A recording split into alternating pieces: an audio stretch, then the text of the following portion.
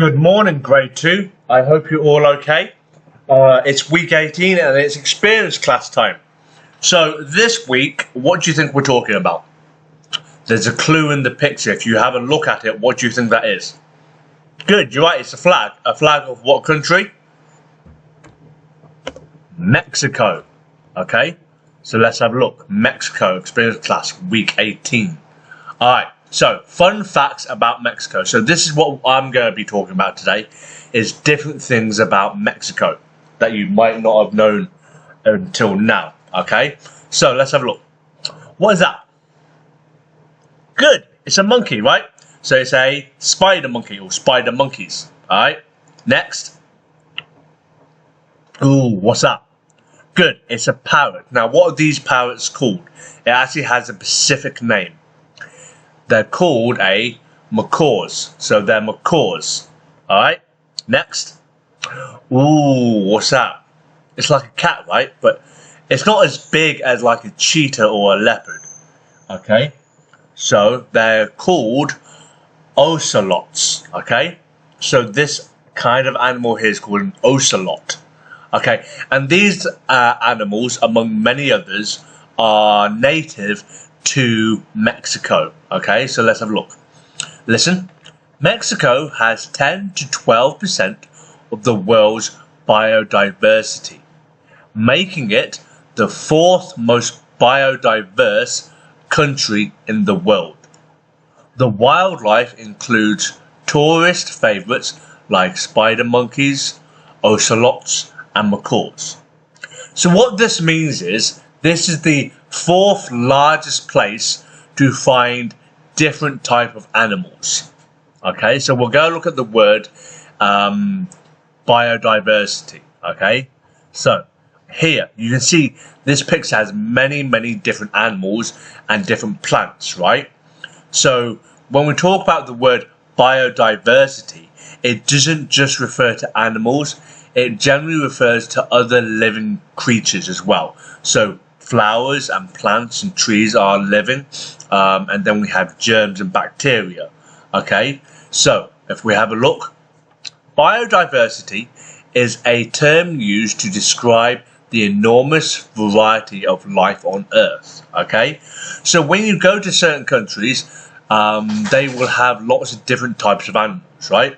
The more different types of animals and species, the larger the biodiversity. Okay, try the word again. Biodiversity. Okay, so this is the word that we looked at on the previous page. Okay, next. Oh, you know what this is. Mrs. Carroll loves this stuff. What is it? Good, it's chocolate, right? Now, why are we talking about chocolate? Take a guess. You might be right if you say it's to do with Mexico. It is actually very close. Actually, chocolate comes from Mexico. Would you believe it or not? Let's have a look. Chocolate originated in Mexico, where the Aztecs and Mayans first cultivated the cacao bean thousands of years ago. They typically enjoyed it as a drink, and they used the beans as currency. Okay, so lots of things to look there. So Aztecs and Mayans. So they are civilizations. So they are a group of people that lived many years ago. Like we have today, Chinese, Taiwanese, Japanese, English, American. We had the same here, Aztecs and Mayans. Okay, now cultivated means they gathered, they collected cacao plants thousands of years ago. So this is basically the plant where we get chocolate from. Okay, so they typically enjoyed it as a drink. So they would drink this. Okay, they would make it into a drink, and they use the beans as currency. Now, do you know what currency is? No, take a guess. Any idea? Currency. We use it every day. Good, it will be money. Okay, so let's have a look. So I hear, what is this? Good, this is actually a cacao plant. Okay, so here you can see lots of the cocoa beans inside this cacao plant. So you have the hard outside, and on the inside you have it like this, right? Next. Now, this civilization, which one is it? They are the Aztecs, okay? And the next one, these people, they are the Mayans, okay? So these civilizations lived thousands of years ago, way before you and me. So that makes chocolate and cacao plants very, very old, right? Good. Now here, the word currency. So here you can see this is what I mean by money. It's called currency. Because in different countries, we use different currencies, right? So in England, we use pounds. In Taiwan, we use dollars. In Japan, we use the yen. Okay, so here, all of this is currency. Okay, it's what we use as money. And in each country, again, is different. Okay, so remember, it's not the same. Okay, let's have a look at the next page. Oh, what are these places? They are beautiful. Good, you're right, they're like swimming pools, right? But these swimming pools, are they made by you and me, or are they made by nature? Good, they are naturally made, so nature created these. You and me didn't make them, or other people didn't go to a place, dig a big hole. They were naturally created. Now, these things are very, very beautiful. Now, here, do you think they're very big or very small? Good, they're generally quite small, okay? So let's have a look. So, what are they called? Now here, this word, listen carefully. Cenotes. Okay? Cenotes. That's what they're called. Cenotes. So the CE becomes an SE. So se, then n, o, t. Now here it becomes an e's. Cenotes. Okay? So cenotes are natural waterfall places that are found in Mexico, and they're very, very popular. So Mexico is known for its beautiful cenotes, natural pits of water-filled caves that are popular swimming spots for tourists. So basically, when people come to visit, they love to swim here because it's so natural and beautiful, okay? Now, cenotes have a particular significance for the Mayan people who use them as water sources. Okay, so here, the water is nice and natural and clean and pure. Okay, so the Mayans would come here and get water to maybe drink, to bathe, to wash. Okay, so those people will come here and use these. Okay, good. Next. Oh, we've done this before. What is it? Good, you're right. If you guessed Day of the Dead, that is right. Day of the Dead is when Mexican people celebrate their ancestors. So like you in Taiwan, you have Tomb Sweeping Day, right? You celebrate and you clean up your ancestors' graves. In Mexico, they do the same thing, but it's more of a festival. Now, when we say it in Mexican or Spanish, it's called Dia de los Muertos, okay? Dia de los Muertos. Alright, so let's have a look. Dia de los Muertos is a Mexican holiday that celebrates the dead. So when we say in English or translate it, it's known as Day of the Dead, right? Good. So here, before colonization, it was celebrated in the summer, but now it falls around the same time as Halloween.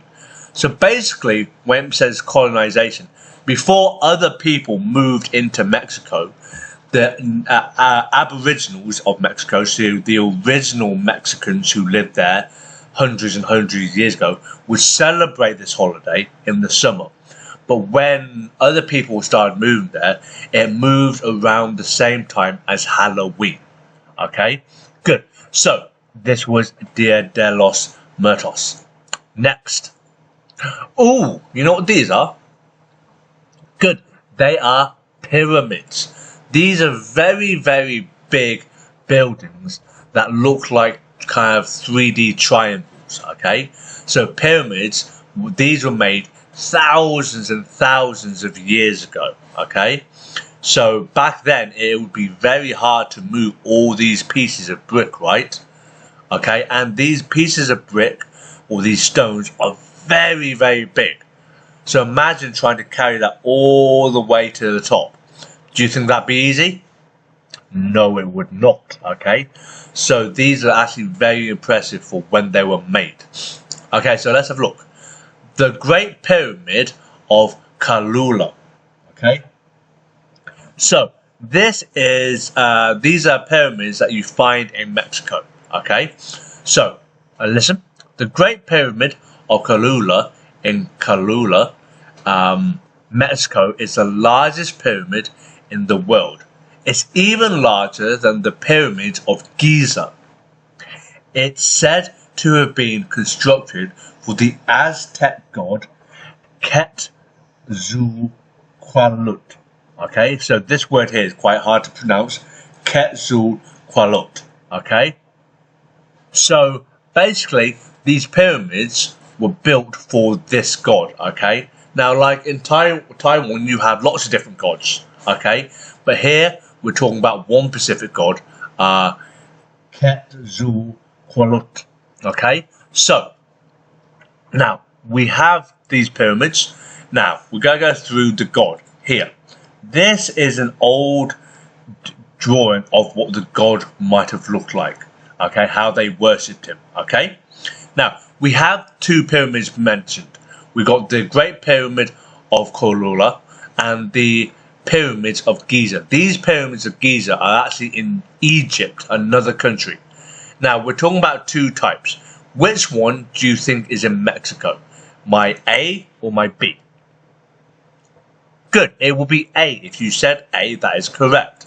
Okay, so we got the Great Pyramid of Kalula and the pyramids of Giza. Okay, again, two different places, two different countries. Okay, next, the last thing we're going to look at. Now, this is a person, yes? Now, these are all paintings, right? Good. Now, who do you know? Do you know who this person is? You might see it if you look down here. Good. Her name is Frida Kahlo. So Frida Kahlo. Okay. So she is actually a very famous Mexican painter. Okay. Let's have a look.